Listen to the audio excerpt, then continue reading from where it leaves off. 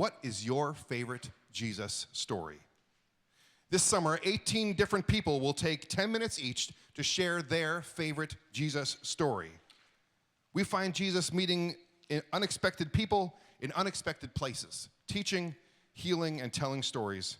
So this summer, we will explore everything from seeing is believing to it's okay to be last to my passion for the passion. Our challenge to each other is to read the Gospels this summer and discover for yourself what is your favorite Jesus story. We were enjoying one of those rare evenings out together, just the two of us. With 3 teenagers in our household, my husband Tim and I would often find ourselves spending dinner time refereeing arguments among our moody children. At times, it was exhausting, and we longed for peace and harmony and to be able to just get through an evening without an angry outburst or somebody storming out of the room. So to have an evening together away from home, it was a welcome respite. We were just finishing our dinner when a text came from one of our 16-year-old son's friends. Unusual. We were being strongly urged to go and check on our son. "We're not home right now," we text back. "You should go home and check on him," was the reply. Instant panic. As we got into our car, we called our daughter, who checked and let us know that our son was in his room listening to music. We were relieved, but at the same time, tense and anxious, worried. What was going on with our child? Suddenly, everything was different. Little did we know that we were about to enter one of the stormiest seasons of our family's life. Hearing our son admit through deep, loud sobs that he was in mental anguish, it's a secret he had been carrying with him for some time, this was the beginning of a test of our faith. My name is Andrea. I'm part of the family life ministry team here at Eastview, and my family life is far from perfect. Far from the vision that I had 30 years ago when we began this adventure of parenting kids. We couldn't have ever imagined that we'd have a child who struggled with depression and suicidal thoughts and even suicide attempts.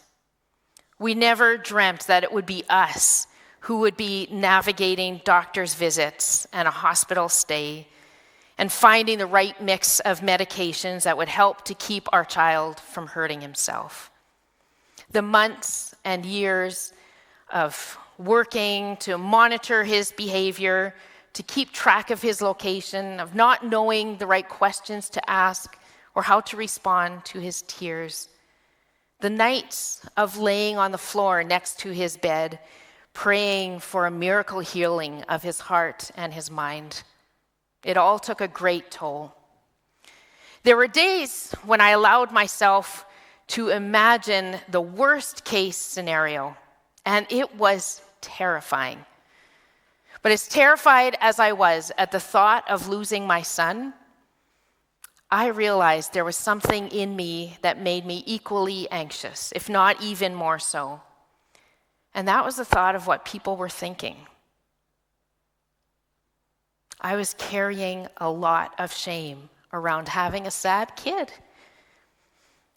What was it that was bringing this cloud of darkness over his life? And did people see us, his parents, as the cause? What did people think of me as a mother? And what did I think of myself as a mother? A favorite Jesus story that has had an impact in my life is found in Matthew chapter 8. And I invite you to open up your Bibles there. Matthew chapter 8. And here we find Jesus in a boat with his disciples. They're making their way across a lake. And the decision to cross this lake came because the crowd around Jesus was just getting to be too large. So Jesus decides they need to cross the lake, and he gets his disciples to bring the boat around. Now, one person there, a religious leader, he insists that he is going to follow Jesus wherever he goes. But Jesus warns that there is a cost of following him, saying, "Foxes have dens to live in, birds have nests, but the Son of Man doesn't even have a place to lay his head. In other words, Jesus was saying, be prepared to give up all the comforts, all your dreams and ambitions. The life of following me is a life of sacrifice. And Jesus presses further when one of the disciples wants to wait before getting into the boat because he needs to go home first and bury his father. I guess we can assume that his father had passed on. We don't know, it doesn't say. But Jesus replies, no, follow me now. Jesus doesn't beat around the bush when he talks about the cost of following him. And the only reason a person would follow Jesus is because they absolutely trust him. But they have to actually trust him.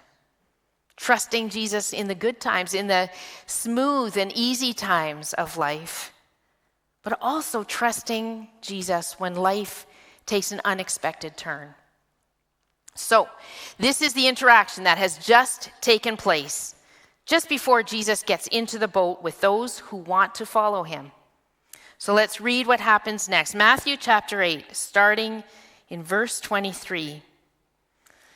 Jesus got into the boat and started across the lake with his disciples. Suddenly, a fierce storm struck the lake with waves breaking into the boat. But Jesus was sleeping. The disciples went and woke him up, shouting, "Lord, save us! We're going to drown." But Jesus responded, "Why are you afraid? You have so little faith." And he got up and rebuked the wind and waves, and suddenly there was a great calm. The disciples were amazed. "Who is this man?" they asked. "Even the winds and waves obey him."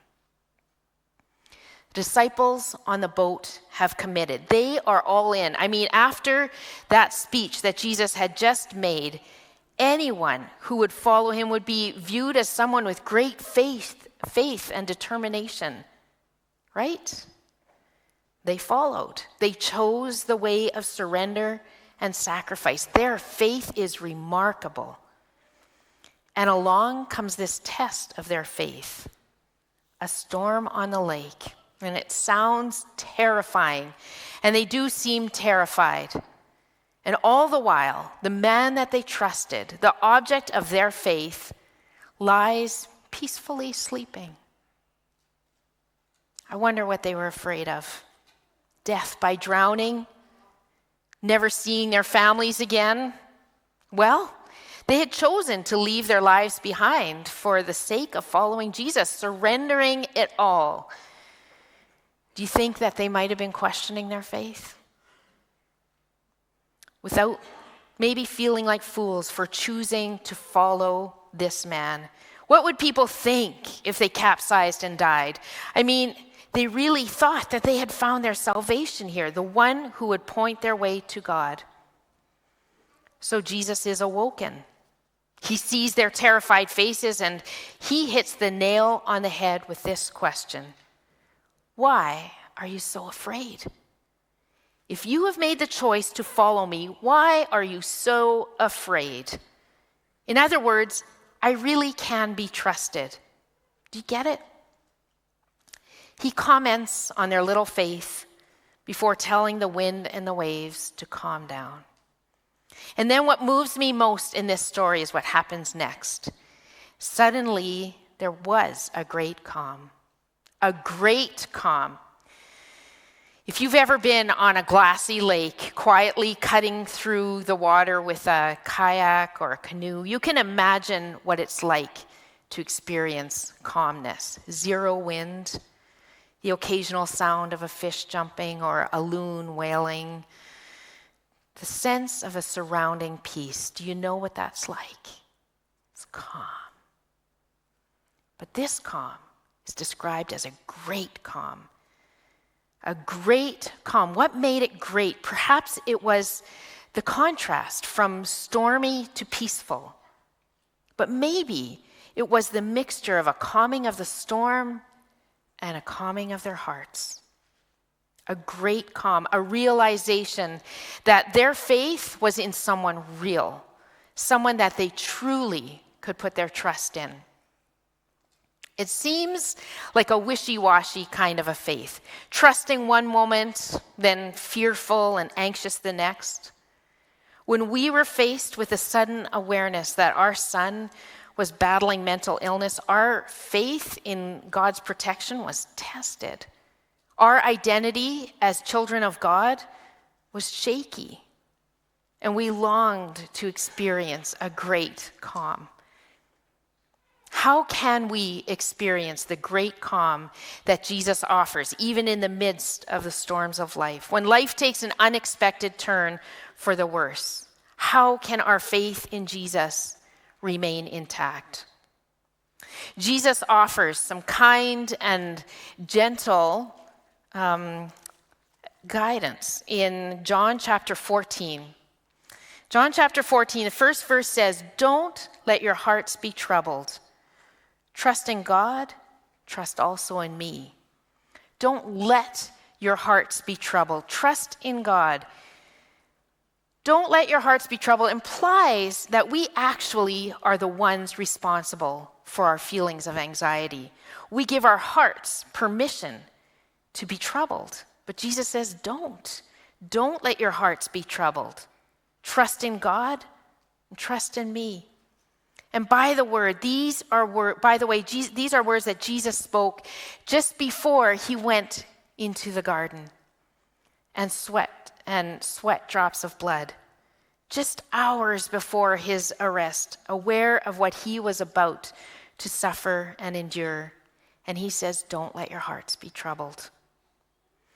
But we know that it's so much easier said than done. We intend to trust fully in our faithful and reliable and trustworthy, all-powerful God. But our attention is drawn towards those waves crashing into our boat.